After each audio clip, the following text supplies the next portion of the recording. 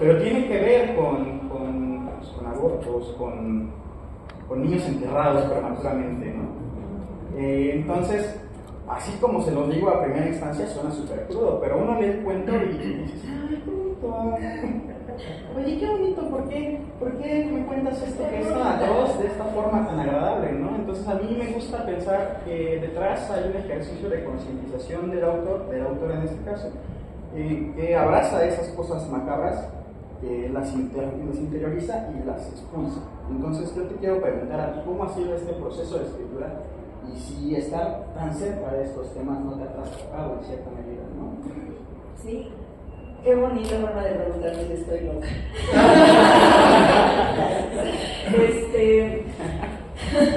Sí, bueno, son cuentos que ya he trabajado muchísimo. Aquí mis bonitos editores no me dejan mentir. O sea, había una primera versión y luego hubo una segunda versión y luego una tercera. La mayoría son cuentos ya viejitos. La verdad es que son cuentos que ya tienen bastantes años, pero que sí necesitaban una pulida. Justo dejarlos descansar, volver a ellos y adecuarlos a mi voz actual, ¿no? Quizá. Solo hay 3, 4 que son más actuales, pero sí, la verdad es que eran historias que, insisto, rescatan mucho esto del imaginario de México y muchas son basadas en hechos reales, ¿no? Esta escena, ustedes están para saberlo, bueno, yo sí estoy para contarlo. Hay un cuento que abre con una escena donde quitan un árbol y encuentran un nido de bebecitos, una tumba. Y eso pasó en la casa de mi abuelita materna, querían construir un cuarto y entonces cuando picaron y levantaron la losa, estaban los niños ahí. Los niños, era como una tumba grande de puros bebitos y ya después nos enteramos, que eso también viene en el cuento, que la antigua dueña era entre que la partera, la bruja de la colonia. Entonces mi mamá así como, por eso espantaba. Yo sabiendo de todos los casos y yo, a lo mejor. Como paréntesis nos contaron que en este salón espantan, así que... Muy ad hoc, se presta. Sí. Entonces, el proceso, la verdad, es que más bien te hablaré de varios procesos. Fue escribirlos primero, muchos nacen de estas experiencias cotidianas, ¿no? Y ya después fue pulir, el trabajarlos y corregirlos. Creo que ahorita sí estoy como muy comprometida también con la forma de mis cuentos, y justo que cuando leas allá no solo sea, me estoy asustando, me estoy entreteniendo, sino que también estoy reflexionando, y lo que es esto de, me está dando la entraña, ¿no? O sea, tal cual está golpeando en los intestinos. Que algo que me pasó con tu libro, por ejemplo, también me pareció un lenguaje muy bien trabajado. Lo platicaba yo con mi amigo Belito, que decía él, no hay lugares comunes porque encuentra formas muy inquietantes y muy originales de decirte cómo está sucediendo, ¿no? Lo terrorífico. Entonces, más de lo que me pasaba con todo este libro es que había momentos en que yo decía como, ay, mi tripita, yo no aguanto. O sea, hay escenas muy fuertes, pero muy bien narradas, ¿no? Entonces te están contando de una forma muy bonita, por así decirlo, algo monstruoso o inquietante en mi caso, o te están haciendo construcciones muy originales, muy bien trabajadas y dándote o renovándote, ¿no? El terror.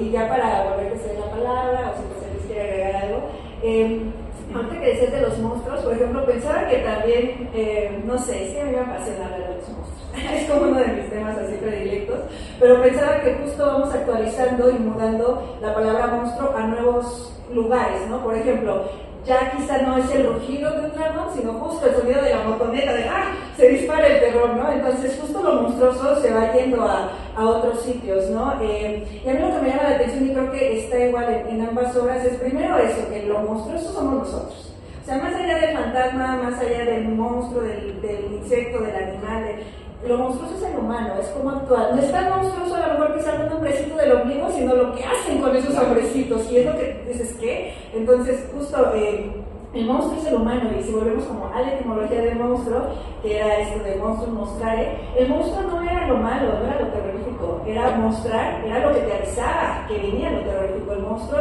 tenía esta carga positiva de que se manifestaba para advertirte que algo iba a pasar, y ya lo que venía después del monstruo era la desgracia. Ya después lo fuimos distorsionando, y entonces ahora los monstruos es aquello que no alcanzamos a comprender, que no entra en nuestro canon de belleza o de moral, aquello que es feo, que no entra en la estética, no aquello que es malo según algunos estándares. Entonces muchas veces justo creo que también estas obras invitan a renovar nuestra mirada ante qué es monstruoso o no. Insisto, a lo mejor no es tan monstruoso este bebé que sale del ombligo de un hombre o esta criatura que sale de la espalda de una mujer. Lo que es monstruoso es las posibilidades que la humanidad encuentra para explotar esto que es lo diferente, ¿no? Y no sé si también, antes de que José Luis intervenga, tú quieras platicarnos justo también tu proceso al escribir estos cuentos, si tú querías inquietarnos, marearnos, perturbarnos, no sé, por qué lo lograste. Estaba así como de, por favor. Fíjense qué curioso es el terror, ¿no? Somos de estos pocos autores, autoras que nos reímos ante temas tan escabrosos. Pero no por hacer una burla, ¿no? Sino porque en cierta medida algo en nuestra cabeza dice, güey, qué historia, ¿no? Porque generalmente el terror tiene eso, historias, ¿no? O sea, generalmente uno cuando lee una historia de terror, más allá de que el autor haya elegido el lenguaje, haya elegido ciertas construcciones, creo que parte de una anécdota, ¿no? Y siempre esta anécdota tiene que ser contundente, tiene que ser fuerte, tiene que... O sea, a mí en lo personal los cuentos que más me gustan son los que me hacen cerrar el libro y decir, bueno, mañana leo, ¿no? Porque algo me dejó, ¿no? Desde los colegios de la literatura es esa hacha que parte el hielo que está en mi interior. Entonces, me acuerdo de una vez en una presentación en la UACM que le pregunté yo a la otra chica que estaba junto conmigo en la presentación, oye, ¿te gustó el libro? Y me vio fijamente a los ojos y me dijo, es que no sabía decir si me gustó o no. O sea, sé que me movió algo, ¿no? Pero no sé si me gustó porque las cosas que narra son súper duras, pero lo que cuentas y cómo lo cuentas me gusta, ¿no? Entonces creo que al final de cuentas es algo bien bonito del género de terror pues que al final de cuentas somos esos autores que meten la mano en las entrañas y buscan su constitución, ¿no? Le meten ahí, no, ya me pasé al mismo, o que saben reconocer a los monstruos y no solamente lo reconocen, sino que entablan diálogos con ellos, ¿no? Sí, a mí me gusta, no me gusta, no es una palabra fuerte, sí me gusta, pero me atrae, me llama mucho la atención el tema de la gente, pues, asesinos seriales, gente con cosas arriba, no sé si lo casan, gente trastornada, gente extraña. Pero no porque me llame la atención su algo, no porque yo quiera ser como ellos, no porque quiera imitarlos, sino porque justo me llama mucho la atención pensar que yo, una persona de clase media, de una familia pues, monoparental, biparental, ¿por qué se preocupa por ese extremo? ¿No? Al final de cuentas creo que tiene mucho que ver con eso, pues no necesariamente con la empatía, sino con el ejercicio de tratar de comprender qué mecanismos accionan arriba de la cabeza de estas personas, ¿no? Vuelvo otra vez a la presentación de Skinca, porque al inicio nos dijeron que pusiéramos las palabras asesino serial. ¿Qué evocaba esas palabras? Y yo pensé en constancia. O sea, seamos bien honestos, ¿no? Un asesino serial es alguien constante. Puede haber periodos de 2, 3 años, 2 semanas, 2 días, pero está ahí matando. Está ahí matando. Pero. Yo por nada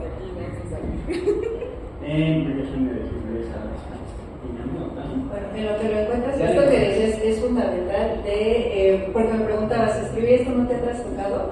Y decías esto de justo entender los mecanismos. Creo que más bien el escribirlo nos ayuda a mantenernos sanos y pues, poco cuerdos para procesar el mundo. Quizás no acabamos de entenderlo, pero sí nos ayuda a procesarlo. Es una catarsis. Entonces, escribir de terror, estos temas perturbadores, no es que estemos invitando a ellos a la violencia, a lo monstruoso, sino justo es como esta mirada de, si así luce la literatura, imagínense cómo luce la vida real, ¿no? Entonces, es un ejercicio igual de real. Bueno, no solamente de la literatura, ¿no? O sea, yo pienso un poco tratando de hacer un tren mental de pensamiento de cosas que a mí me causan terror. Y no hay que irse al lado del mal para poder entender cómo funciona el mal. No basta con ir a una iglesia, por ejemplo. A mí me da miedo el Cristo crucificado, por ejemplo, ¿no? Pienso también un poco en este Cristo que está en San Buenaventura, no recuerdo cómo se llama, que es una estatua de un Cristo dormido que pues, a mí me genera mucho miedo, ¿no?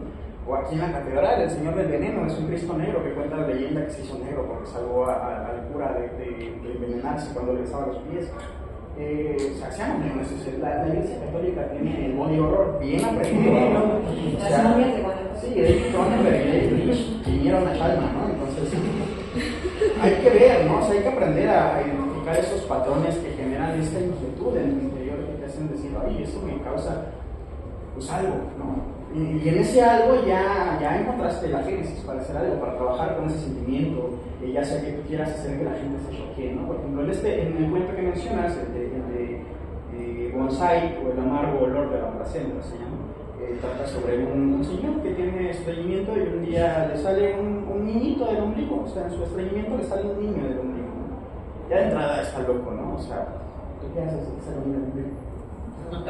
Mira, de dónde salga, si sale un niño del ombligo. Y aparte crece súper rápido, ¿no? Entonces, de entrada tenemos un hecho fantástico que ya rompe con toda la realidad. El cuento puede ser eso, ¿no? Si te quedas ahí, o sea, cuentas la historia del hombre que tenía estreñimiento y el cuento acaba en el momento en el que sale el niño del ombligo, ¿no? Pero no, creo que el terror es ir estirando el límite y cruzarlo un poquito más cada vez hasta que tú mismo te sorprendes, ¿no? O sea, llega un momento, a mí se me ha pasado, digo, oye, si mejor quito esta escena porque está medio fuerte. Pero no, al final de cuentas uno tiene que ver en qué funciona dentro de la historia, pues cómo aporta a lo que quieres contar, que al final de cuentas creo que compartimos esta visión, y es que pues realmente los fantasmas no existen, si existen, pues yo nunca he visto uno, me gustaría ver uno. Porfirio Díaz, por favor, aparece. Pero al final de cuentas, a mí sí, pues, lo que dices, ¿no? Me da más miedo el vecino maníaco, ¿no? Que sé que en cualquier momento se detona y me apuñala de la nada. ¿Qué ha pasado? Tengo historias de gente que estaba en su día a día común y corriente y ¡pum! Alguien se le botó la canica y se acabó ahí. Eso a mí es lo que me da más terror, ¿no? Pero también no me da miedo escribir ese tipo de cosas, porque al final de cuentas es ficción, no me aterra escribir, no me aterra saber que alguien puede hacerlo, ¿no? O sea, porque yo estoy seguro de que cosas que pasan aquí o cosas que pasan en tu libro son mucho más atroces en otros contextos, ¿no? O sea, yo he leído crónicas de gente que ha sobrevivido a sitios, narcositios, a torturas, y que cuentan cosas que al final de cuentas son la más pura realidad y son del horror más crudo, ¿no? El terror más puro que pues, nunca nadie uno quisiera vivir, ¿no? Porque se lleva al límite, a veces mueres, y cuando no, pues quedas, no sé, trastornado, traumado. Y al final de cuentas, creo que lo que me gusta a mí de escribir es poder llegar a esos límites y como una cámara así que se mueve por donde quiere, ver qué pasa, ¿no? ¿Qué hace que esa persona que está cometiendo este crimen, está cruzando este límite, qué lo orilló a hacerlo, ¿no? Por ejemplo, pienso en el primer libro de este cuento, el primer cuento de este libro, soy disléxico, ¿verdad? Estuvo bien, ¿sabes? Qué bueno que no estamos en el estado de ley, sino, pues, peligroso.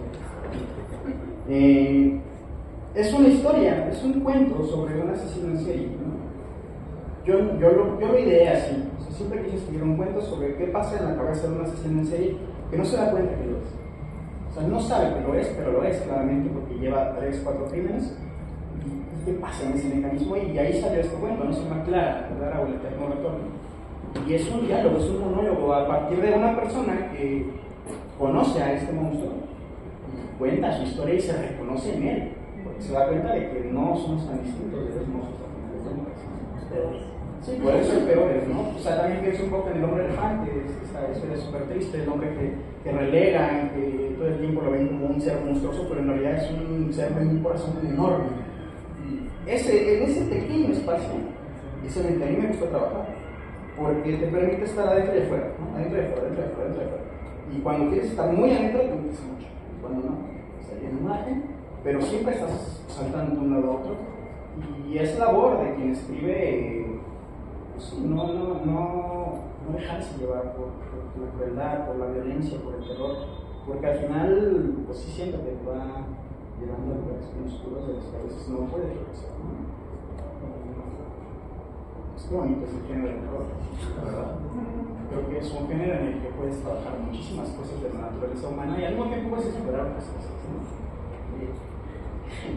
Pensaba mucho en el primer, bueno, a mí me gustó mucho el primer cuento de tu libro porque es súper fuerte, porque en ningún momento yo noto que haya violencia, que haya crueldad, pero todo el tiempo lo hay, está ahí. O sea, lo interesante de estos géneros de terror, de lo que hace Termina en sus historias, es que hace del ambiente otro monstruo, ¿no? O sea, no solamente somos nosotros ahorita como personas, el propio ambiente nos está oprimiendo en ocasiones, ¿no? En ocasiones es el propio ambiente y la propia sociedad la que te está atacando. Es el monstruo, ¿no? El leviatán, ¿no? Entonces, uno no puede escapar al leviatán. Me gustaría saber en esto, pues justo eso, ¿no? ¿De qué manera encuentras esos destellos para poder hacer de algo tan violento algo tan poético en ciertos momentos, ¿no? O sea, ¿cómo haces? Porque lo que dices, ¿no? En el inicio del libro es que todo va más allá de la carne, ¿no? Y eso es bellísimo. O sea, una vez vi una imagen que decía, la poesía solo se resignifica, ¿no? Antes de esto, ese charco de sangre solo era rojo, pero ya no lo es, porque ya lo resignificaste, ya viste algo más ahí. Y a mí me gustaría saber cómo es que logras hacer esta catarsis, este movimiento mental en el que puedes hacer de algo tan violento un elemento, un destello, una imagen que dices, wow. Sí, es que justo creo que uno de los propósitos o de los conductores de los cuentos de este libro es encontrar la belleza donde no la buscamos comúnmente, ¿no? Estamos bien acostumbrados a de repente estos estándares de belleza, solo esto es bello, solo esto tiene que consumirse como belleza, y lo que no entra es lo feo, lo monstruoso, lo deforme. ¿Y quién nos dice que es así? ¿Quién puso esos estándares, no? Finalmente todas estas categorías de bello, feo, bueno, malo, pues son imposiciones sociales que nos hemos comprado, ¿no? Entonces es un poco darle la vuelta a eso, ¿no? Ver que hay más allá de la carne, y eso aplica en varios niveles, ¿no? Ver que hay en esta tradición mexicana, ver que hay más allá de el hombre solitario que todos, no se señalan porque es el rarito, ver que hay más allá de la sonrisa de un niño que de repente puede ser algo diabólico o perturbador. Insisto mucho en esto, de repente renovarnos en cómo estamos acostumbrados a ver y a nombrar las cosas, ¿no? Entender que a veces la palabra monstruo no tiene que ir precisamente al ser que es diferente o al que está deforme o al que entra en la categoría de todo, sino que a veces esa etiqueta de monstruo le queda a algo hermoso, a alguien precioso, bellísimo, pero que es la monstruosidad, ¿no? Entonces juego con esos matices. Este primer cuento finalmente...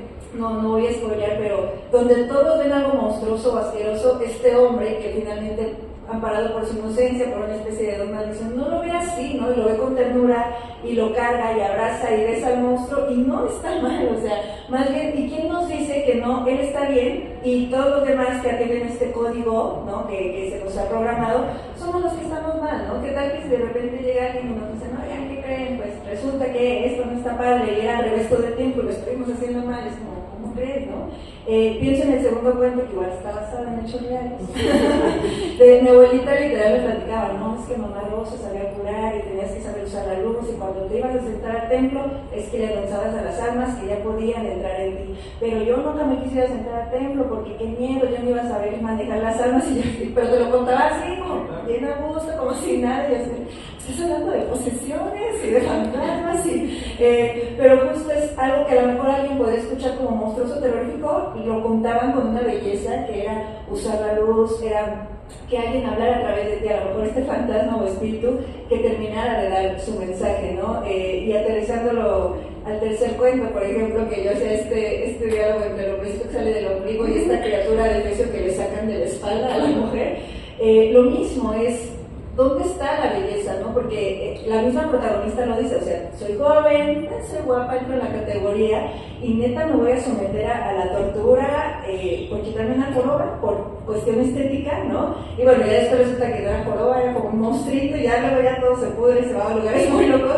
pero justo siempre el tema central es la belleza, no como nos lo enseñaron, o sea, aprender a llevar este nombre de belleza a otros lugares, ampliar pues, ¿no? Ampliar estos significados y no limitarlos. Entonces buscar justo la belleza donde ya no la hay, o aprender a encontrar a veces la belleza en los lugares más recónditos, ¿no? Saber que a veces el monstruo no es monstruo por cómo luce, a veces es por sus actos, y entonces eso nos va a ayudar también a renovar como, no sé, toda nuestra programación.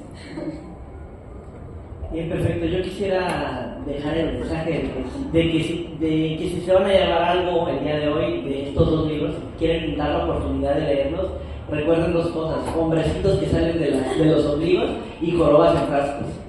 Es lo bueno acá. Y el otro mensaje es que los peores terrores provienen del Estado de México. Miedo es. Muy bien, quisiera pasar a ver si a ustedes tienen alguna pregunta que quisieran hacerle a los autores, algún comentario, aprovechando que también son fanáticos del terror, por favor. Sí. ¿Consideran que hay una relación entre el tiempo en el que se vive y los monstruos como producto de ese momento? Me refiero tanto a los zombies actuales, como una masificación de personas sin identidad. No sé si ustedes tienen algo al respecto. Qué pregunta tan complicada. Pues complicada y no. Al final de cuentas, toda obra es parte de un ejercicio de reconocer tu tiempo, tu espacio. Y creo que al final de cuentas, no recuerdo dónde leí esto, que ahora la violencia es muy cercana a la pornografía, ¿no? En todo momento está ahí. Entonces, no sé si tenga que ver la relación como de normalizar en cierta medida una violencia en cuestión de la creación, porque pues también hay gente que escribe poesía, ¿no? O sea, hay gente que escribe poemas de florecitas, del sol, del amor, gente que escribe cuentos de luchas revolucionarias, por ejemplo, ¿no? Y al final de cuentas todo sigue siendo parte del espectro de la realidad. El hecho de que nosotros, lo leí en un libro de Stephen King, que alguien le preguntaba por qué escribía esas cosas tan atroces, ¿no? Y él explicaba que pues, la cabeza de todos es como un filtro, ¿no? Y cada filtro capta cosas distintas. Por alguna razón mi filtro capta estas cosas atroces. Yo veo esta poesía, como menciona Yasmín, no sé si en actos violentos, pero sí en lo que implica el ser humano llegando a su límite más atroz, ¿no? En el que realmente comete un algo, lo que sea, hasta ofender a alguien, ¿no? Decirle tonto. Puede cambiar a una persona, no sé de qué manera lo va a trastocar, porque al final de cuentas siento que también el terror solamente se valida en la persona que lo vive, ¿no? O sea, al final de cuentas a mí me puede dar mucho miedo las mojonetas, ¿no? Porque también escucharla, pero puede que no. Y alguien va a decir, güey, exagerado. Pero lo mismo para un musofóbico, por ejemplo, ¿no? Quien le tiene miedo a las ratas, a los ratones, sería lo mismo 300 ratas con pústulas que una rata sana, ¿no? Entonces, cada quien va viendo las cosas que le llaman la atención y al final de cuentas toda obra es un reflejo de su sociedad. Sí, pero también hay otras cosas, ¿no? El hecho de que estamos hablando aquí de terror, pues es solamente un motivo, ¿no? Una circunstancia. No sé si eso responde a tu pregunta, querido amigo Ángel.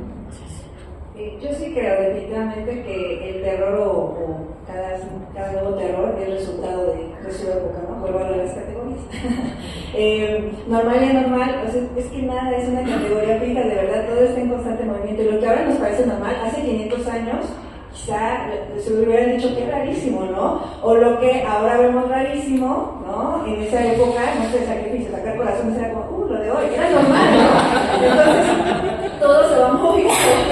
Claro que el terror se va mudando dependiendo las épocas, ¿no? Y pienso en específico lo de los zombies. Yo creo que ahora sí da más miedo o es más terrorífico la inacción que la acción, ¿no? La masificación que la identidad, que alguien sea diferente, ¿no? A que todos seamos iguales. Los zombies es una traducción mal hecha, vuelvo a lo mismo, por alguien que no entendió Latinoamérica mágica, el eurocentrismo, ¿no? Esta ocupación, no es cierto, de Estados Unidos, esta ocupación de Estados Unidos Haití, de toda esta cosa, y lo lleva a su cine, y estos son los zombies y todo, y se van perdiendo códigos, se va perdiendo que tenía su parte ritual, esto de los zombies, su parte biológica, médica, mágica, y entonces lo llevan así, zombies, no sé, ahora Walking Dead, pero creo que no hubiera sido lo mismo el zombie haitiano que cómo lo llevaron a Estados Unidos, que no es lo mismo el zombie de hace, no sé, 50 años que el zombie actual. Entonces sí, yo creo que tiempo y espacio van mudando los terrores y los van creando y modificando. ¿Alguien más? ¿Otra pregunta? ¿Un comentario? Quejas, agresiones. No, pues tenemos 5 minutos si quieren No cerrar con algo. miedo. ¿Con algún comentario ustedes? Cerramos. Pues yo agradezco de nuevo que nos hayan escuchado, ojalá salgan perturbados no, y emocionados. Repito todos los agradecimientos y pues como ya bien les explicaron, no puedo salir el libro a tiempo, pero pueden hacer su bonito abono, pueden apartarlo en cuanto esté les llegar a sus casas. La verdad yo que les puedo decir, pero es un trabajo bien hecho, por eso no estuvo a tiempo, porque se trabajó hasta el cansancio. Ahorita el libro que tiene disponible, pues no tienen la oportunidad de comprarlo, de llevárselo con la firma del autor. Y lo que siempre digo, lean gente viva, está padre conocer a los clásicos, pero vemos gente viva, respirando, somos los que necesitamos el dinerito para lean gente viva, lean propuestas de México, lean terror y bueno, todos los géneros de aquí, lo que se hace aquí, y apoyen a las editoriales independientes, porque de verdad son las que de verdad están siendo la plataforma que está cargando con todo el talento actual de México. Eso lo digo y lo afirmo, y pues nada, muchas gracias.